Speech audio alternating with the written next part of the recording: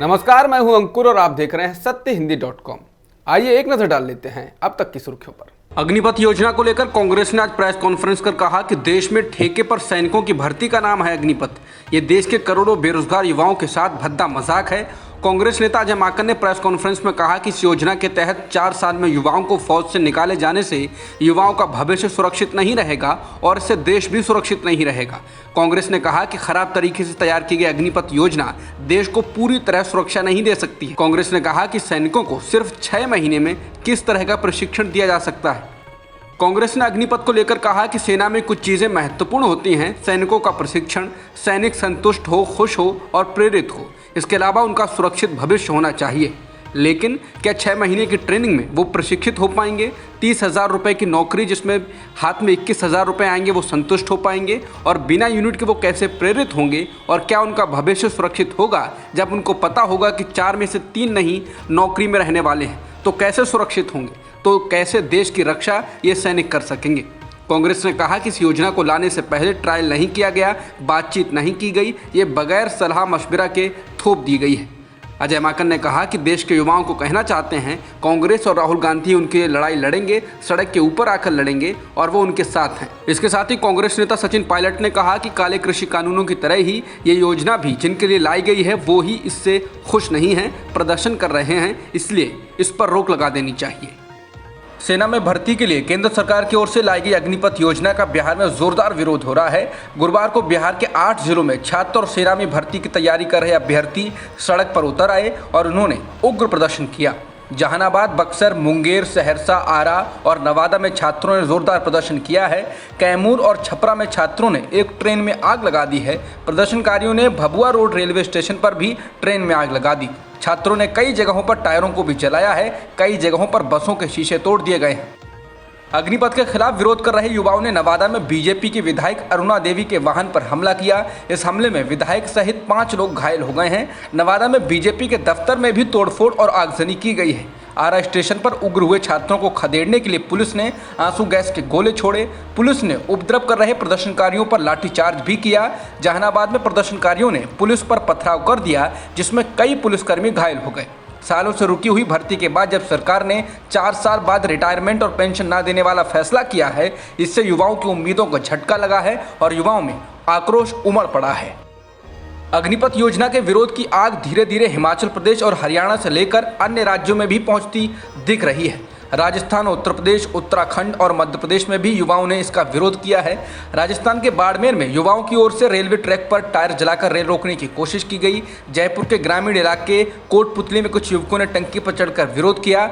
मध्य प्रदेश में युवाओं ने शहर के अलग अलग इलाकों में विरोध प्रदर्शन करने के बाद बिरला नगर स्टेशन पहुंचकर तोड़फोड़ की। इसके अलावा हरियाणा में भी विरोध हिंसक हो गया और गाड़ियों में आग लगा दी गई, पथराव किया गया, जिसका जवाब पुलिस ने हवा में फायरिंग कर और आंसू गैस के गोले छोड़कर दिया है।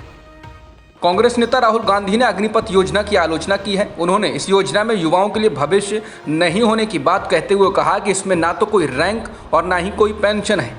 राहुल ने ट्वीट कर कहा, ना कोई रैंक, ना कोई पेंशन, ना 2 साल से कोई डायरेक्ट भर्ती, ना 4 साल के बाद स्थिर भविष्य, ना सरकार का सेना के प्रति सम्मान।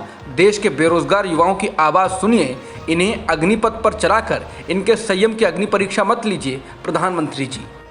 एआईएमआईएम प्रमुख असदुद्दीन ओवैसी ने अग्निपथ को लेकर प्रधानमंत्री मोदी से कहा कि वो अपना गलत फैसला वापस लें। ओवैसी ने ट्वीट कर कहा कि अग्निपथ योजना से बेरोजगारी में कमी नहीं आएगी बल्कि उसमें इजाफा होगा। पाकिस्तान से आतंक का मसला अभी हल नहीं हुआ है और दूसरी ओर चीन हमारी ज़मीन पर कब्जा कर चुका है। ओवैसी ने कहा कि हमारी सेना आपके स्कीम और ब्रेन वेव की प्रयोगशाला नहीं है, ये योजना देश हित में नहीं है। इसके साथ ही ओवैसी ने पुलिस द्वारा युवाओं पर हवाई फायरिंग के वीडियो को ट्वीट कर लिखा है कि इन्हें कपड़ों से ना पहचानिए, ना ही गोली और बुलडोजर चलाइए। दिल्ली के मुख्यमंत्री और आम आदमी पार्टी के नेता अरविंद केजरीवाल ने अग्निपथ योजना को लेकर युवाओं की नाराजगी को सही ठहराया। अरविंद केजरीवाल ने ट्वीट कर कहा, सेना भर्ती में केंद्र सरकार की नई योजना का देश में हर तरफ विरोध हो रहा है।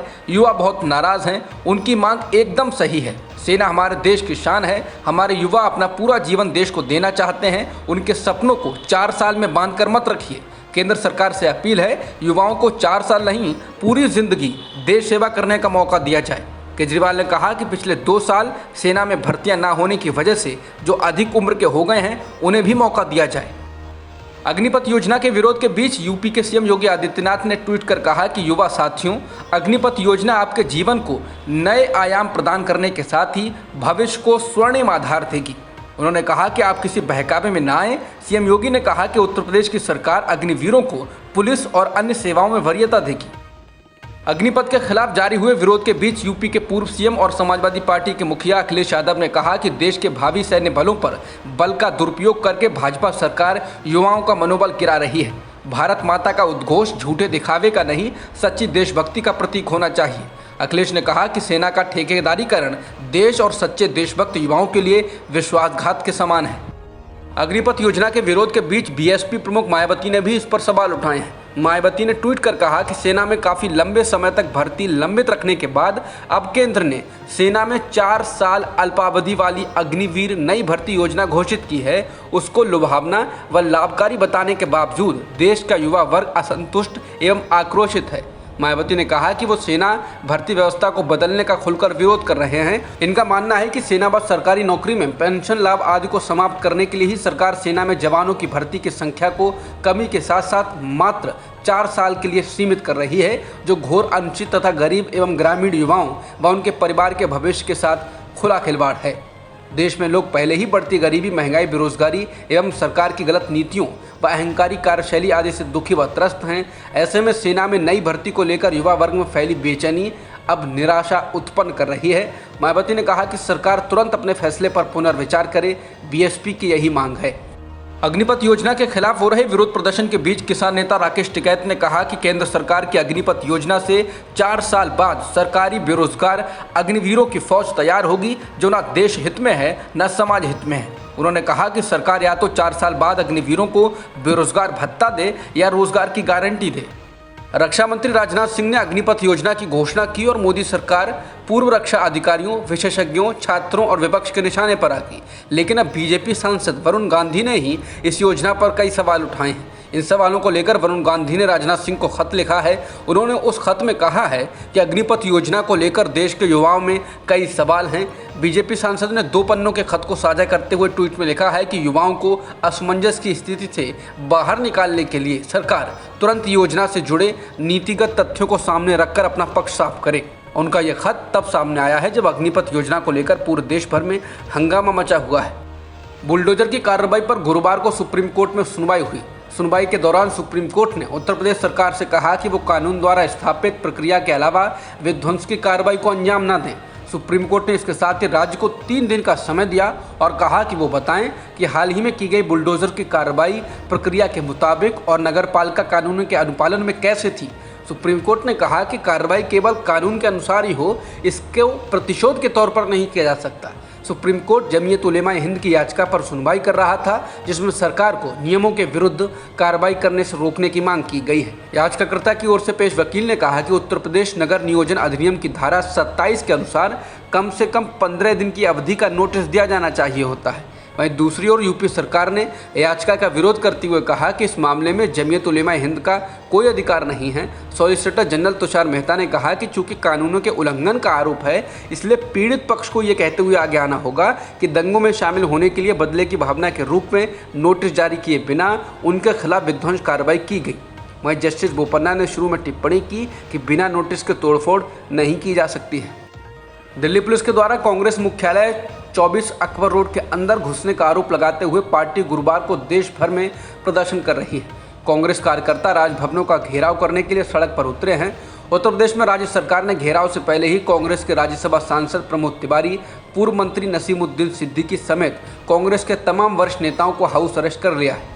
उत्तराखंड से लेकर जम्मू कश्मीर तक कांग्रेस के कार्यकर्ता सड़क पर निकले हैं और पुलिस से उनका आमना सामना हुआ है। जांच एजेंसी ईडी के द्वारा कांग्रेस के पूर्व अध्यक्ष राहुल गांधी से पूछताछ के विरोध में कांग्रेस देश भर में जोरदार प्रदर्शन कर रही है। अब तक की खबरों में इतना ही। बाकी खबरों के लिए बने रहिए सत्य हिंदी.com के साथ।